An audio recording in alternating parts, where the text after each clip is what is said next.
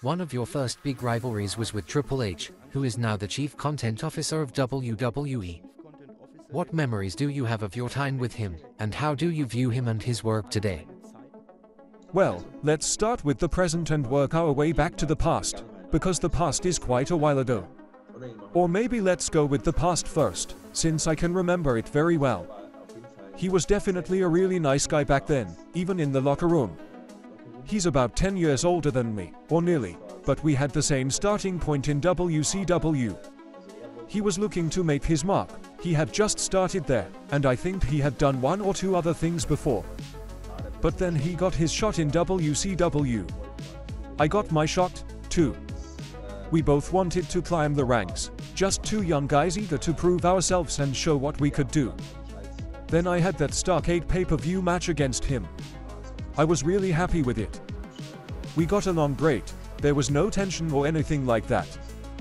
We genuinely tried to work well together, and it really came together nicely. That's not always the case, but it was for us. After that, we were on the road a lot, and I wrestled him quite often. Now, seeing him as the boss, I'm happy for him on one hand, but I also think it's probably not an easy job. It's a very stressful role, everyone wants something from you, there's a lot of complaining or dissatisfaction you have to deal with. I'm not sure if I'd want a job at that level, but I'm sure he's compensated well for it. As a wrestler, he developed himself brilliantly, and he's doing great in his current role too. He's very popular with most people in the locker room, and that says a lot. I wish him all the best and hope things continue to go well for him.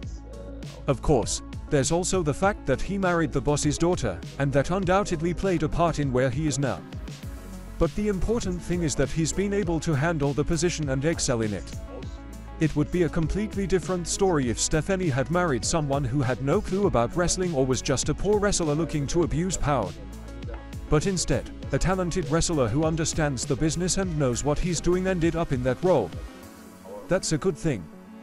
Now that you've mentioned Stephanie McMahon, it brings another spontaneous question to mind, even though it's not in my notes. Let's keep it short and sweet, just one sentence about Vince McMahon. Well, he's the man who made WWE what it is today, no doubt about it. As a promoter, he was incredibly clever. But from what's come out about him in recent years, I wouldn't rate him highly as a person. Some of the things he's been accused of doing are just terrible. Then again, who knows who else out there has skeletons in their closet, it's impossible to say. From a wrestling perspective, he did a lot for the industry.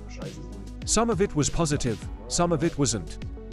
He brought a lot of attention to wrestling and helped it grow, but he also put a lot of other wrestling promotions under pressure. So, yeah, he's done a lot for wrestling, but as a person, I think some of his actions are really inexcusable. Now it's your turn. Leave your questions in the comments down below and check out the links in the description. Support the channel's independent work by giving this video a thumbs up or becoming a channel member.